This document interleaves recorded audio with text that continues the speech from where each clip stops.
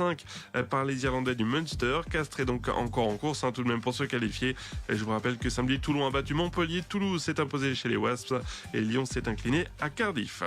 Voilà pour l'essentiel de l'actu sport. Je vous souhaite une très belle journée. L'invité du jour. On va parler d'une belle initiative pour débuter cette semaine à 7h45 tout juste en direct avec nous ce matin nos invités. Annie Auxiètre, bonjour. Bonjour. Vice-présidente de l'association Entraide Cancer du Sein. À vos côtés, Victoria et Daniel, bonjour. Bonjour. Et merci d'être avec nous. Et Frédéric Ferrandon, président de Sport, Santé, Famille, bonjour. Bonjour. Pour parler donc de cette initiative, on le disait, des cours d'escrime, en fait des sessions d'escrime pour les femmes atteintes de cancer du sein. C'est une nouveauté, c'est en place depuis le 6 novembre en partenariat avec le centre hospitalier, Voilà, c'est ça. qui est partie prenante évidemment. Alors expliquez-nous pourquoi des cours et pourquoi de l'escrime. Alors, pourquoi de l'escrime? Je pense que ces femmes font un combat déjà contre la maladie et bien c'est un sport de combat, voilà, qui va leur permettre de travailler un certain nombre de postures et notamment la sensibilisation de l'épaule, puisque bien souvent derrière une intervention chirurgicale, on a tendance un petit peu à se refermer et notre sport qui est l'escrime, et on pratique une seule arme, puisque l'escrime, il y a 3 armes, on ne pratique qu'une seule, c'est le sabre, puisque nous allons donc ouvrir cette épaule par la position de garde, et puis travailler avec ce bras sur ouverture, fermeture, protection de la tête. Donc on sensibilise énormément l'épaule pour éviter les ankylosements, l'infopodème, ça c'est vraiment quelque chose de très très important pour elle. Et on dit pour elle, aussi pour eux, puisqu'il faut savoir que le cancer du sein touche aussi des hommes. Voilà. Et on évite par cette pratique aussi, comme le disait le docteur Forest, 35% de risque en moins de rechute. Pourquoi le sabre plus qu'une autre arme? Alors le sabre, puisque il n'y a pas de, si vous voulez, il n'y a pas de parade haute sur les autres armes. Les autres armes, c'est 2 armes de pointe, donc on va travailler plus sur la longe du bras et puis les parades latérales et extérieures, alors que sur le sabre, il y a ces parades fermer ou ouvrir, c'est important, mais il y a surtout cette parade au-dessus de la tête qui va sensibiliser ce bras au-dessus de la tête, et ça c'est très très important. C'est un partenariat donc avec Entraide Cancer du Sein notamment. Annie Auxiètre, peut-être vous rapprocher, prendre le micro, c'est vrai que c'est pas facile, impeccable. Comment ça s'est passé? C'est Monsieur Ferrandon donc pour l'association qui est venu vous voir? Oui, c'est Monsieur Ferrandon qui nous a soumis le projet. Nous sommes allés voir la thèse du médecin de Toulouse qui a lancé cette initiative, et nous avons trouvé que c'était très intéressant, d'une part pour rééduquer l'épaule, d'autre part pour soulager le bras et lutter contre le lymphodème, et également pour donner envie de vaincre puisqu'on est en position de combat. C'est vrai qu'il y a une image derrière tout ça un petit peu, c'est ça finalement. Peut-être Annie Auxiètre. Oui, tout à fait. On se bat et là on se bat encore mieux. Et d'autre part, on n'est pas obligé de se déshabiller du haut comme on fait souvent dans nos maladies, hélas. Et on peut tout de suite attaquer l'adversaire. D'accord. Alors donc c'est en place depuis le 6 novembre. Comment ça marche? C'est plusieurs sessions par semaine?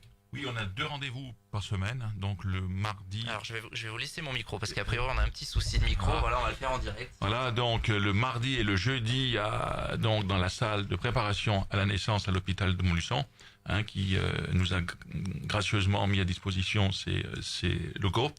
Voilà, et nous retrouvons donc de 18h à 19h. Alors quelque chose qu'on n'a pas peut-être dit, c'est une escrime sans touche pour les patientes. C'est-à-dire qu'il n'y a que les patientes qui me touchent, elles ne reçoivent aucune touche. Voilà. D'accord. Est-ce que on va peut-être se tourner justement vers Victoria et Daniel. Alors racontez-nous un petit peu comment vous avez atterri entre guillemets avec ces cours d'escrime. Est-ce que déjà l'escrime vous aviez déjà fait? Victoria peut-être. Il y a 1 mois et demi, nous avons eu une conférence.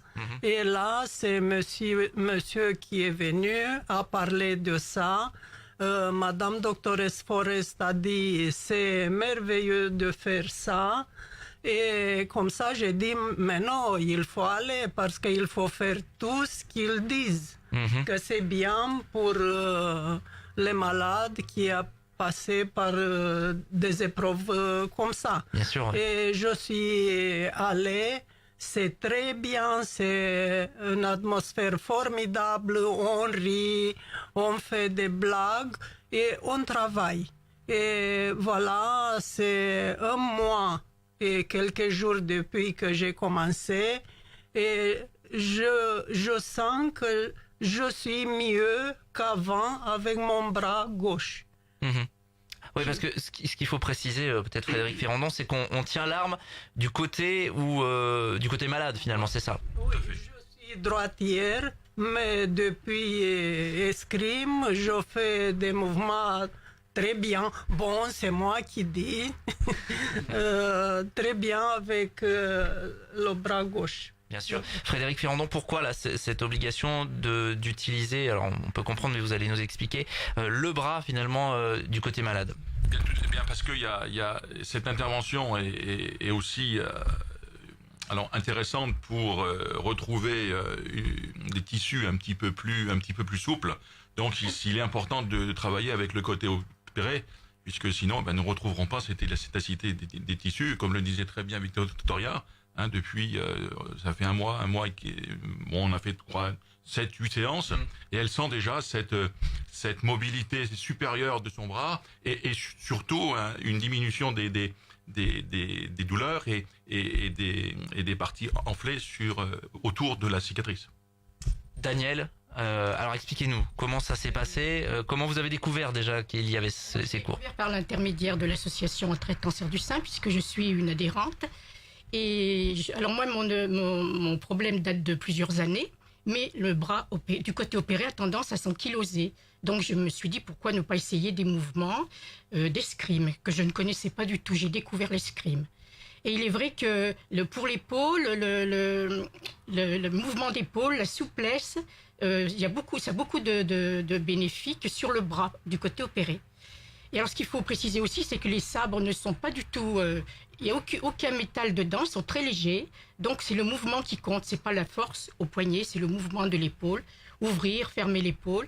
Et j'y trouve beaucoup de bien-être depuis. Ouais, vous avez concrètement déjà des effets bénéfiques? Le bras est moins ankylosé.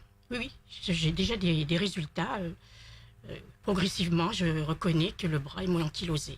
Et c'est pas on se sent moins dans le médical, on se sent plus dans l'amical, vous voyez, ça se passe très bien, il y a une bonne ambiance et on travaille quand même sérieusement. Oui, parce que y a un cadre quand même, on n'est pas là pour... Oui, très bien encadré. C'est ça, mais ce qui est important, vous le disiez Victoria, peut-être c'est aussi, vous disiez on s'amuse, voilà, il y a une dynamique de groupe, on sort un petit peu du quotidien finalement. Exactement, quand je me prépare d'aller faire escrime, je suis très heureuse d'arriver là, de commencer, de parler, de rire. Donc c'est une heure quand on oublie de tout, j'oublie tous mes soucis quand je suis là. D'accord. Voilà. Ce témoignage-là, Annie Oxietre, voilà, ça parle finalement de la nécessité de ce type d'activité. Tout à fait, parce que ça allie le sport et ça allie le bonus pour le moral.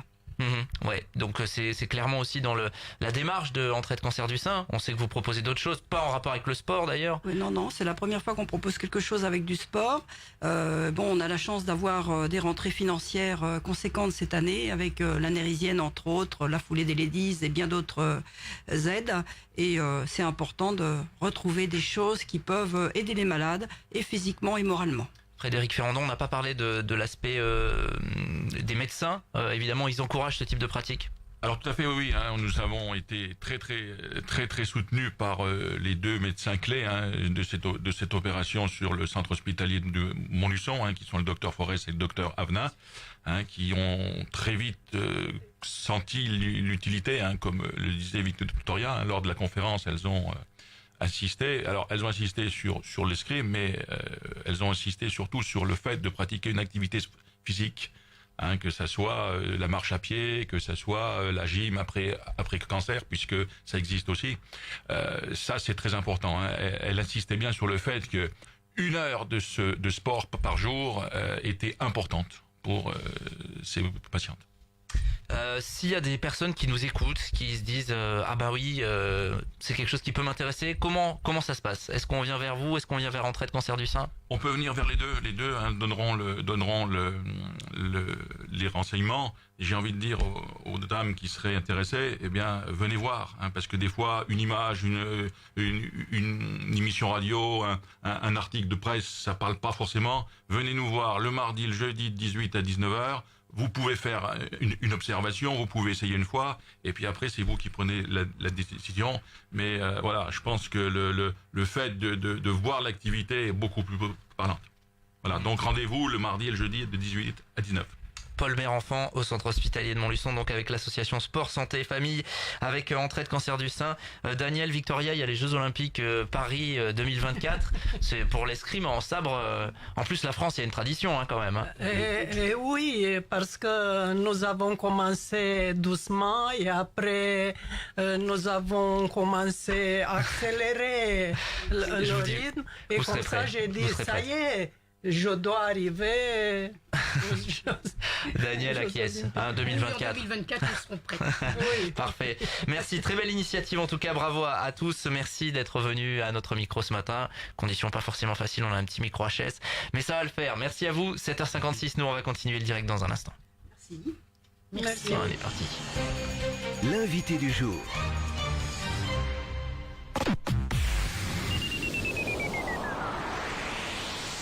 Week-end de foire au canard gras les 15 et 16 décembre à la Biachette à Désertine. Produits de la ferme, foie gras de canard, huîtres, bœuf de l'Aubrac et fromage et produits fermiers. Démonstration de cuisine le samedi avec Olivier Valade du Château Saint-Jean et le dimanche avec Jackie Morlon du Grenier à Sel. Animation de la foire par Jean-Pierre Descombes, animation musicale tout le week-end, repas spécial canard